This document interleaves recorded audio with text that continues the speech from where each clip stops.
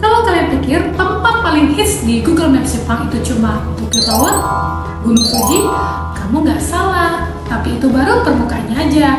Di balik semua itu ternyata ada tempat sembunyi yang populer banget nih, tapi belum banyak yang tahu. Ikuti video ini sampai habis biar liburan kamu nggak itu aja. Yuk explore the street with us. Google Maps sudah nemenin kita dari 2005, dari icon kuning biru hijau sampai sekarang jadi salah satu aplikasi yang wajib banget ada di handphone. Nah, coba kalian di sini siapa yang nggak punya Google Maps? Nah, sekarang bukan cuma nyari arah, tapi juga buat nyari tempat nongkrong, tempat makan hits, sampai tempat ngedate bareng doi. Cie. Oke, Google Maps tahun ini ngerayain anniversary mereka ke 20 tahun. Nah, apa sih yang spesial? Jadi di anniversary mereka ke 20 ini, Google Maps Jepang ngeluarin daftar 5 tempat paling populer dari tiap prefecture yang ada di Jepang. Ya, dari Hokkaido sampai ke Okinawa, semuanya punya hidden gems andalan masing-masing. Data ini sendiri itu fresh ya, jadi dirilis bulan Juni kemarin. Jadi bukan hoax, bukan tempat yang dibayar buat promo dan lain-lain. Jadi benar-benar ini berdasarkan Google Review. Nah, karena jumlahnya yang banyak banget, jadi hari ini aku nggak jelasin satu persatu ya. Jadi daftarnya aku taruh di deskripsi box. Jadi buat kalian yang mau lihat keseluruhannya, kalian bisa cek di deskripsi box. Nah, hari ini aku mau bahas tentang 5 tempat versi Besti, kemana sih hidden gems yang wajib kalian kunjungi dari list yang ada di Google Maps. Stay tune! Yang pertama datang dari prefecture Yamagata yang terletak di utara Jepang, tepatnya ada di wilayah Tohoku. Yang menarik dari lokasi ini adalah nggak cuma mampir buat istirahat aja, kalian di sini bisa petik buah ceri langsung dari pohonnya loh. Nah, namanya sendiri itu adalah Cherryland Sagae, atau dalam bahasa Jepang disebutkan adalah Michi no Eki Sagae Cherry Rando. Nah, tempat ini sering dikira cuma rest area biasa, padahal ini adalah Michi no Eki terbesar di wilayah Tohoku. Jadi di sini tuh ada pasar buah segar, toko oleh-oleh, food court, sampai pavilion ala Turki yang bikin kalian pingin foto-foto terus. Nah, highlight utamanya di sini adalah Satoniski Cherry. Nah, ini adalah varietas cherry lokal dari Yamagata yang cuma bisa kalian temuin di musim panas. Nah, Cherryland ini juga punya area terbuka di pinggir sungai Mogami. Buat yang road trip cocok banget nih buat kalian isi energi sambil nikmati pemandangan pegunungan Zao yang sejuk banget di mata kalian. Nah, jadi kalau kamu lagi nyetir di daerah Tohoku dan nyari tempat istirahat yang beda banget dari biasanya, Cherryland Saga ini bisa jadi hidden gem yang nggak banyak orang tahu, tapi bakal bikin liburan kamu makin berkesan. Yang kedua itu adalah Umi Hotaru Parking Area. Nah, ini datang dari Prefecture Chiba. Jadi deket banget ya dari Tokyo buat kalian yang liburan. Nah, apa sih yang menarik dari parking area ini? Kita masih ngomongin parking area dari tadi yang nomor 1 juga parking area, yang ini juga parking area. Nah, tapi di Umi Hotaru PA, kasih PA aja ya, ini bukan sembarang parkiran biasa.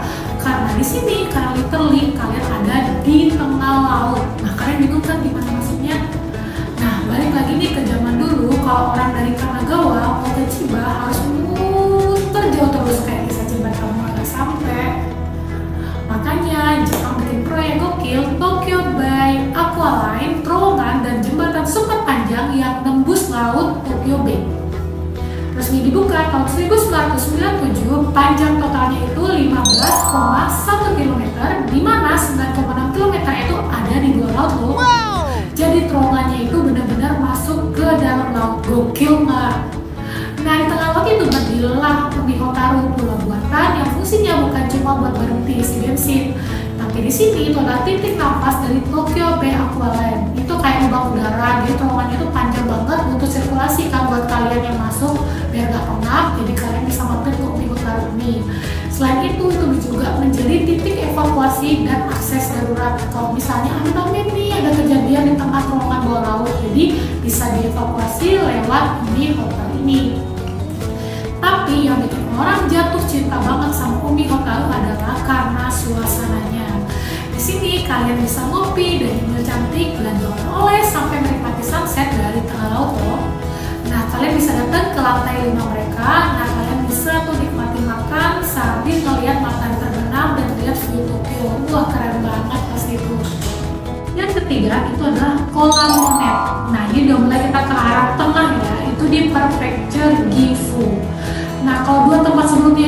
buat istirahat sambil jajan, yang ketiga ini cocok banget buat kamu yang suka alam yang tenang tapi bikin takjub. Namanya sendiri itu adalah kolam Monet karena suasananya itu mirip banget kayak lukisan-lukisan Turkis dari Prancis. Untuk airnya sendiri itu bening ya, jadi bisa kelihatan jelas. Jadi ada beberapa ikan koi-koi warna-warni yang ada dalamnya, jadi kayak beneran natural banget lah.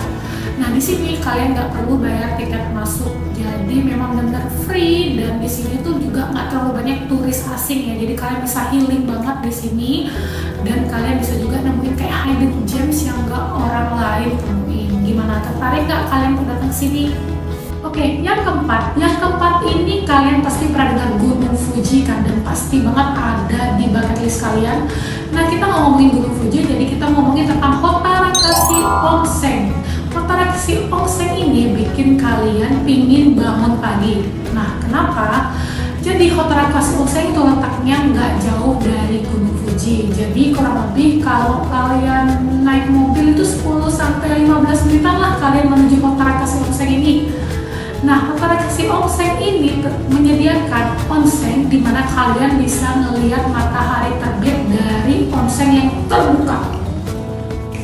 Jadi kalian tuh bisa melihat banget kayak, suasananya tenang, adem. Nah, tapi di sini itu kalian, karena ini pemandian umumnya, jadi kalian harus mematuhi beberapa peraturannya yang ada di sini. Dan ini sifatnya public, bukan private. Jadi kalian harus sharing lah ke orang lain. Oke, di sini tuh ada dua area utama. Yang pertama itu adalah Achi no Yu. Jadi Achi itu artinya di sana ya. Nah, Achi no Yu ini buka 1 jam sebelum sunrise. Jadi sebelum matahari terbit itu udah buka 1 jam sebelumnya. Sedangkan Kochi no Yu yang kedua itu bukanya seperti biasa. Tapi di sini tuh lebih tenang. Kalau Kochi no Yu itu bukannya untuk orang-orang melihat sunrise dan lain-lain. Nah, untuk harga tiketnya sendiri itu untuk dewasa di harga 900 yen, dan buat anak-anak sampai SD itu di harganya 400 yen. Buat kalian yang nggak mau ribet, aku nggak mau bahan handuk, tenang, di sana bisa sewa handuk. Kalau yang kecil 200 yen, kalau yang besar 1000 yen. Nah, satu lagi nih yang bikin Hotarakasi Onsen spesial itu adalah pemandangan dari Rottenburu atau open air beach-nya itu benar-benar luar biasa. View-nya itu langsung ke lembah, kota, pegunungan, bahkan kalian bisa lihat Gunung Fuji kalau kalian beruntung dengan langit yang cerah. Kalau kamu suka vibes healings yang alami, minim turis, dan bisa nyambung ke wisata-wisata yang lain, kalian bisa pilih Hotarakasi Onsen masuk ke agenda kalian. Nanti aku bakal kasih linknya untuk lengkapnya di kolom deskripsi ya. Oke, yang terakhir ini adalah tempat yang masuk ke bucket list aku banget nih kalau aku ke Jepang. Itu namanya Takachiho Josh, itu ada di Prefektur Miyazaki, itu di selatannya Jepang. Nah, tempat ini itu adalah ngarai sempit yang dibentuk dari lava jutaan tahun yang lalu, dan sekarang menjadi salah satu spot alami yang cantik banget buat dijelajahi kalau kalian naik perahu. Yang paling terkenal di sini itu adalah air terjun Manai no Taki. Kalian bisa langsung lihat nih dari bawah sambil ngedayung. Jadi kalian kayak ada kapal kecil gitu, kalian dayung terus kalian lihat ada kayak air terjunnya. Nah, air di sungai ini tuh warnanya biru keju, wajahnya jernih banget. Suasananya tuh adem, ayem, nggak terlalu rame ya di sini. Nah, di sini di sekitarnya juga ada jalan setapak buat kalian yang mau trekking santai. Dan juga di sini juga ada spot terkenal kayak Gua Aman Liwato, Takachiho-shin, dan lain-lain. Jadi kalian nggak cuma kesana doang, jadi kalian bisa cari juga tempat-tempat lain gitu. Di sini tuh kalau kalian mau ke Takachiho Josh, aku saranin siapin 1 harian nih buat kalian di sini, karena pasti itu makan waktu banget, karena kalian akan nikmatin alamnya yang cantik banget. Oke, dari rest area yang bisa pakai cherry, parkiran keren tengah laut, kolam bening kayak lukisan Monet, onsen dengan pemandangan Gunung Fuji, sampai ngarai tersembunyi di selatan Jepang tuh beneran penuh kejutan yang belum banyak orang tahu nih. So, tempat mana yang masuk ke dalam wishlist kalian kalau kalian lagi ke Jepang? Tulis di kolom komentar ya. Kalau kata orang Jepang sih, ichigo ichie, setiap pertemuan cuma terjadi 1 kali seumur hidup. Makanya setiap momen perjalanan itu unik dan nggak bakal terulang lagi.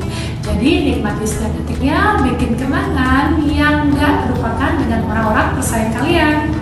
Kamu sendiri nemu spot yang tersembunyi atau pengalaman gokil waktu ke Jepang? Kalian juga bisa bagikan pengalaman kalian di kolom komentar. Siapa tahu bisa jadi inspirasi buat traveler lainnya. Sampai jumpa di video selanjutnya, Besti. Bye-bye. lupa like, comment, subscribe, dan nyalakan